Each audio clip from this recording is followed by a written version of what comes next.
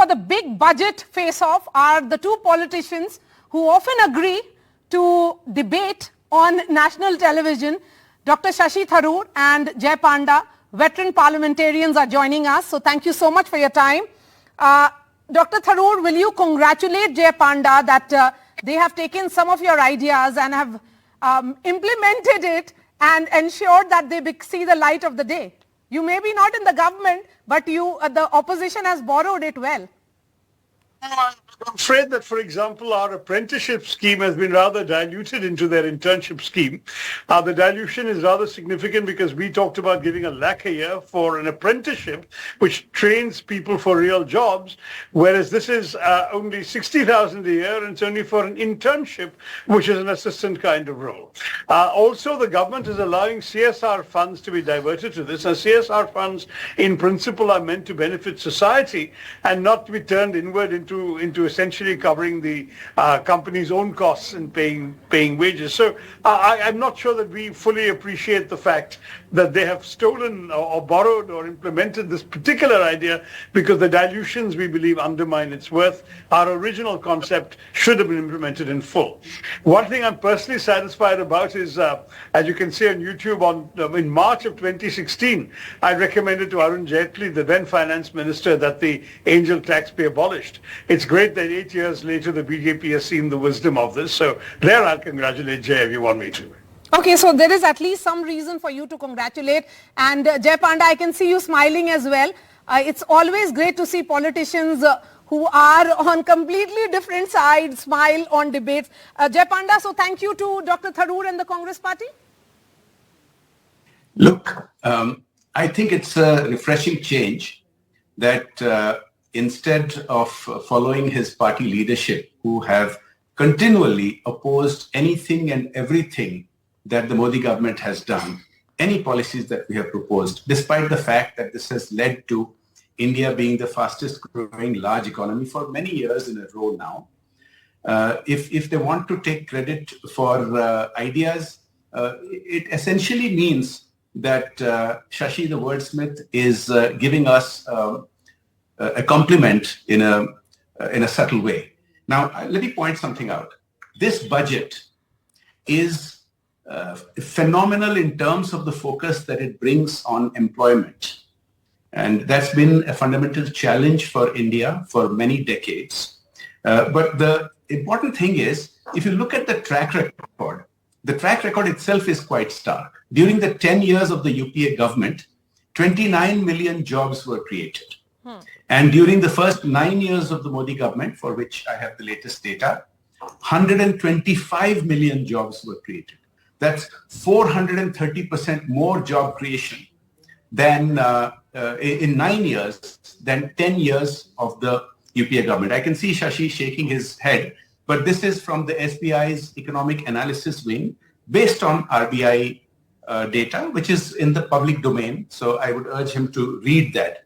So on top of, with the 125 million jobs created over 9 years, one holy grail was achieved, because for a very long time, the requirement in India has been, because of our demographics, because of our huge youth population, to create 1 million new jobs every month. And as you can see, that milestone has been reached. But then to shift gears into this very massive focus on job creation and on skilling is going to set the tone and tenor for the next 5 years of the Modi government. And all this while maintaining the thrust on infrastructure growth, maintaining the thrust on GDP growth rate. And I'll conclude by saying that I don't think it's bad at all to utilize CSR funds to create the opening in the door that many young people require. Because companies have strict entry standards, and that sometimes becomes a barrier for them to commit to taking in the number of people that the government would prefer, that people would prefer.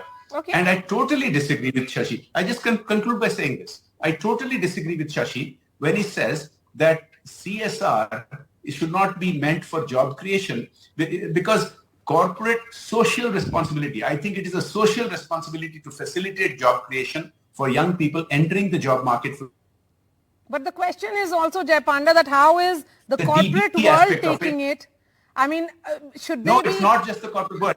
I think, Maria, you need to look at the details of the scheme Yes. because there is a direct benefit transfer component of it, which goes directly to the young people getting the jobs. So I think it's something that should be applauded. Okay, Dr. Okay, Tharoor. Maria, can I just respond to Jay on this? First of all, this figure of 125 million jobs created is completely discredited and scoffed at, even though the RBI, to its eternal discredit, has put its name behind it. Where are these jobs and who is being paid what? 47% of what's being counted as jobs are completely unpaid labor. And it's therefore completely unacceptable in any global standard to count them as employment. The fact is that there is a colossal shortage of jobs, particularly 43.5% youth unemployment and 44% graduate unemployment, which are both horrific figures in our country today that sadly have not been addressed in this state. That's the first and most serious concern that I have in what Jay is claiming.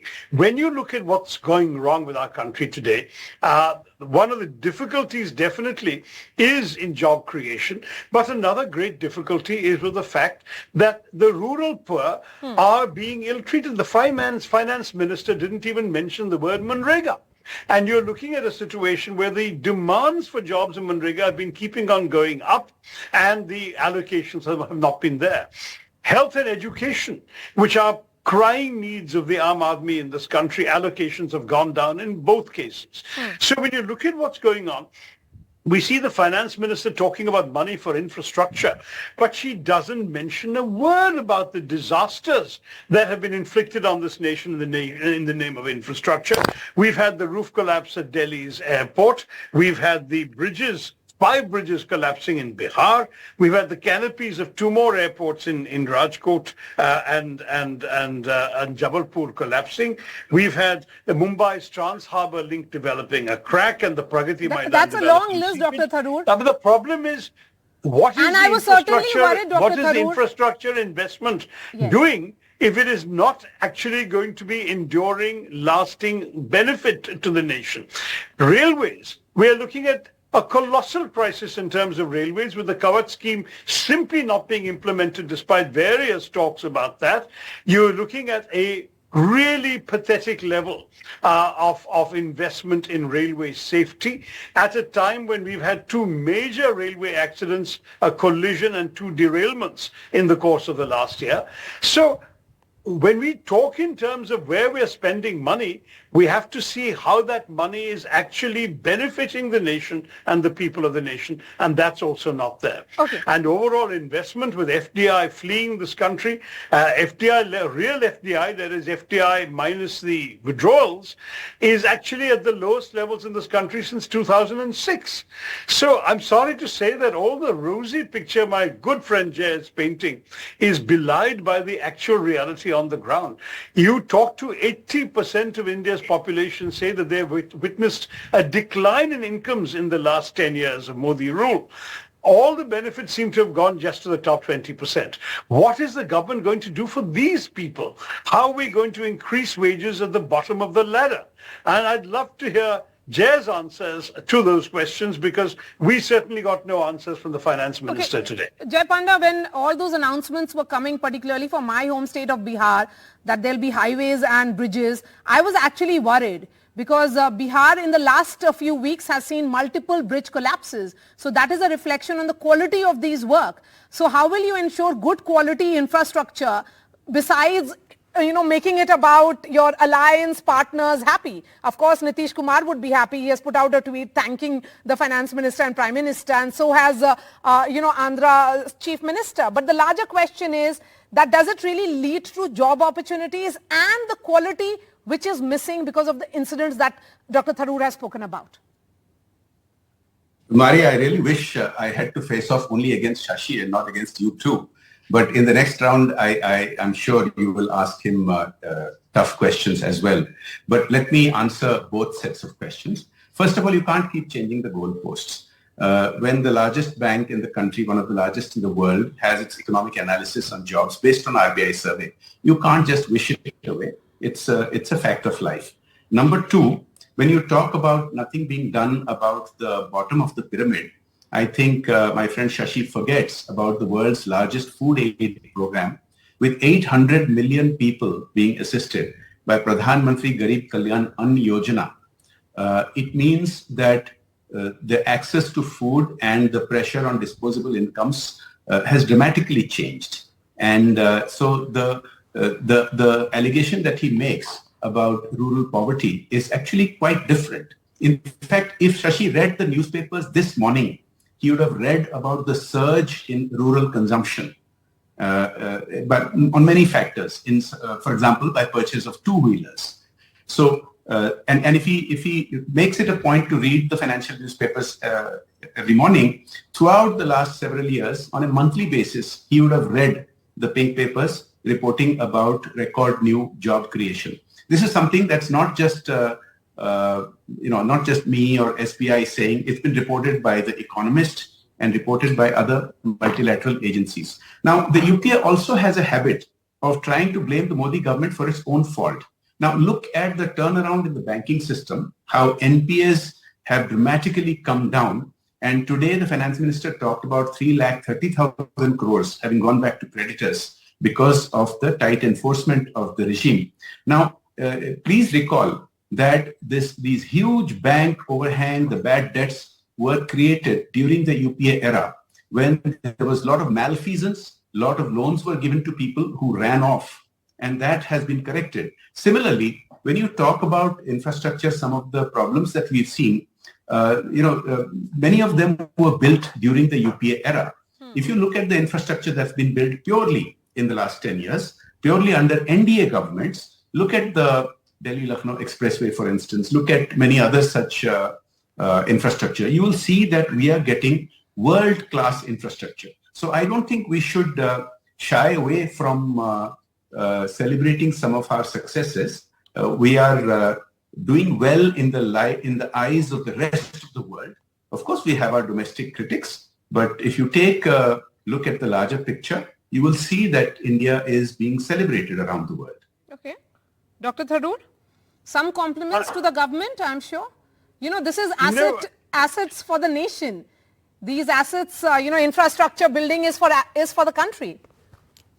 No, listen, I want the infrastructure of the country to be improved, don't get me wrong, and there's certainly something that every Indian should benefit from, but there's got to be attention paid to quality, there's got to be attention paid to endurance, there's got to be a serious audit done when things go wrong, and money has to be allocated towards safety and security, none of which we've heard about in the budget speech today. So on the question of infrastructure, I'm not knocking infrastructure, I'm just saying implement it better. As far as some of the other things are concerned, the Jay has said, look, I want my country to be well regarded around the world, but I do know for a fact that we have some serious challenges. Vietnam is doing so much better than us on every single yardstick. They're attracting the businesses that are leaving China. They're growing faster. They're exporting faster. And they've got 1/14 the population we have, whereas their growth figures have been much, much better. So I don't think that we should be patting ourselves on the back as some sort of world leader on these matters yet. I want us to be one, but let's really get there before we start saying this for domestic political consumption. Finally, let's talk very seriously about what ordinary people really need in our country. And the truth of the matter is that too many people, Jay talks about the sort of 81 crores of free grain. And it's a sad admission, actually. There's still so much poverty in the country that the government needs to give so many people free grain because they can't eat without it. But the sad thing is I've met people who tell me they can't afford to cook the grain they get. That's the problem. We don't have enough money available and disposable income in the hands of people for the oil and the vegetables and the chilies that they'd like to put in to go along with that rice and have a decent meal. Let's understand that we're not talking only about the affluent sections of this society. We're concerned about the vast majority of people who have actually found themselves worse off in the Modi government's rule than those whom Mr. Panda is talking about. tax cuts that have gone to the corporates, which has again been a feature of the budget today. The truth of the matter is they have not been spending that money in investing in jobs and in helping people. If you put money in the hands of the poor, they spend it because they need to spend it in order to live, to eat, to dress, to move about. And that money then stimulates the economy far more than the kinds of policy measures that the BJP government has undertaken in recent years. But overall, because the government and the finance minister in a press conference also, Jai Panda, said that employment, of course, she talked about the acronym, has been the big thrust of this budget. That is the essence of this budget. So would you say that that's an acknowledgement that employment generation has been the big challenge for you, that despite the efforts that have been put in, you talking about capex and, infrastructure leading to employment generation, the big challenge is unemployment? The big challenge of employment has been there for India for decades. And as I said, the last 10 years have been better than any other period in modern India. And on top of that, the gears are being shifted to top gear. Lakhs of crores are being allocated for these skilling and internships and other schemes that have been announced today to help create new jobs, to get new younger people into their first jobs. Now, a couple of other things I'll point out. I completely disagree with Shashi when he says that the Pradhan Mantri Garib Kalyan Ann Yojana scheme is an admission of poverty. It's not the case. He knows as well as you and everybody else that we have had a problem of huge millions of tons of grains which had been rotting. Storage had been a problem because of the MSP regime that has been so successful over the past decades. Rather than grains rot, it's much better to provide them to citizens. And I don't agree that people are not able to avail of or utilize the grains that they're getting. Number two, Shashi mentioned Manrega. Right at the beginning of his first term, Prime Minister Modi made it very clear that he's an astute enough politician not to rock the boat about something which has reached millions of people. But now this is a pet bugbear of Shashi's. Every single time we discuss the budget, he brings up this issue, completely blindly, and I think maybe deliberately ignoring the fact that it is a demand-driven scheme. As much demand as there is will be met by funding from the budget. So there is no sense in giving a number to how much Manrega funds are there because it is demand-driven. And the reality is that the demand for Manrega has not picked up because job creation has been much better than was the case in earlier times. It's not true. The numbers show the demand has picked up, Jay. Come on, you can't just come up with your own facts. The numbers show that demand is outstripping the availability of jobs. And what is more, there are large numbers of women workers who have not even been paid for their labor because of the fact that allocations from the center to the states to pay the workers have been falling short. I can tell you of my own state because I've seen this firsthand. So there are some serious issues. Demand is not being matched by government allocations in Manrega, and it is a reflection of the fact that people desperately need this kind of work.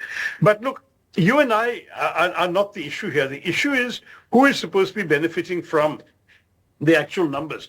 There were 13 crore active workers under Manrega right now, of whom 52% are women. And the truth is that the government has simply not provided the resources to pay these people. The World Bank actually did a report praising Manrega and saying that 1.7% of GDP should be allocated to this program. How much do we actually allocate? We allocate 0.26%, which is actually lower than the UPA government did, and that too was lower than the World Bank recommends. So we really need to find some resources, and the government has to prioritize people in the rural economy who don't have work, who don't have realistic purchasing power capacity. I don't know which paper he's reading, but I can tell you I go to the villages in my constituency, as I'm sure you do in yours, Jay, and you can see the reality on the ground. People need work. People need income, and the sad situation that we are enduring the worst income inequality in our country today, worse than even during the British Raj, is something that ought to shame us all rather than celebrating macro numbers. Jai Panda, quick response, and then I'll ask the last question to Dr. Tharoor. Look, I simply disagree with Shashi that funds are not there for Manrega. It's just not the case. I don't know about his home state. He mentioned Kerala, but that's not been my experience. There is a huge focus on rural and urban development this time. I mean, look at the millions of, tens of millions of new homes that are going to be constructed for needy people on top of the tens of millions of homes that have already been created. He talked about women, and millions of women have already become lakpatis because of the support to SHG groups that has happened over the past few years, and that target is being revised upwards. Now, I can go on, but I want to conclude by pointing out that despite making all these allocations, and really there's no point in comparing between UPA and India allocations, because today the Indian economy is 3 to 4 times bigger than what it was during the UPA allocations. So the percentage numbers yield, even a apple to apple comparative percentage allocation means much larger allocation today, because the size of the economy is much bigger. But I want to conclude by saying, yes, I think one of the most important things is how the fiscal deficit has been controlled. If you speak to those who give country ratings and those international agencies that monitor the country, the fiscal deficit is the single biggest important factor when it comes to our exchange rate, when it comes to inflation. It has a huge impact on that. And it has now come down to 4.9%. And in the coming year, it will come down to 4.5%, which is below what it was before COVID. Okay. It has been an impressive job of managing the fisc. Okay, Dr. Tharoor, you are an inherent optimist, and we are calling this programming budget of hope. Fiscal deficit down to 3%. Will you congratulate Jai Panda and the finance minister for having got something right? I'm sure you have seen some hope towards the end of what the Congress says a dark tunnel. Sorry, I'm just saying, Maria, I beg your pardon, I didn't realize you were speaking, that Jay and I were both in Parliament when Arun Jaitley spoke in terms of reducing the fiscal deficit eventually to 3% on a structured, organized way. So he can't be possibly rejoicing about 4.9 when we are way above where we were intending to be 10 years ago. Be that as it may. COVID. No. The fact is we have exceeded. Look, every target that the government has set, it has failed to match. Just look at the numbers for Make in India and we can talk about that. Nothing, unfortunately, that the government has promised has been fulfilled. And this is a genuine challenge. I'd love to see more success, Jay. I've already congratulated you on taking some of our ideas, and I wish you hadn't diluted them. But as far as Maria's insistence on us actually agreeing on something, I think we all agree on the objectives. We want a prosperous India. We want a strong India. We want an India with good infrastructure. And I certainly want an India where nobody is starving and children are not malnourished and people are able to actually look forward to a decent meal, roof over their heads, and the prospect of decent work. I would like to see this government putting much more emphasis on health and education than it has done in this budget, which Jay has also not mentioned. Both of those areas have been woefully neglected. You mentioned COVID as a debating point, Jay, but then why has that not spurred the government into putting more resources into public health rather than less? And education has been a besetting failure of our society for a very long time, with ASER reports annually revealing that a large percentage of kids in the 8th to 10th standards can't read a second standard text in their own mother tongues. We have to give more resources to government schools. These are the kinds of things where I wish you are he and I would completely agree disagreeing with everything that has been said. Jai Panda, 30 seconds. Yes, Shashi is very good at prose, but I'm afraid woefully inadequate on data. Now, I'll just say about health, the allocation to health on a compounded annual basis is 9.5% growth per year over the last many years. Now, that's 10 to 15% higher than the growth in GDP, which itself is the fastest growing in the whole world. This is just plain hard statistical data that Shashi should grapple with. All right, Dr. Tharoor and Jai Panda, always a pleasure to have you on budget days. You are really feisty and you always agree for discussions. So thank you so much for your time here on NDTV. Thank you, Maria. Thank you, Jay. But I'll have my own numbers to send you.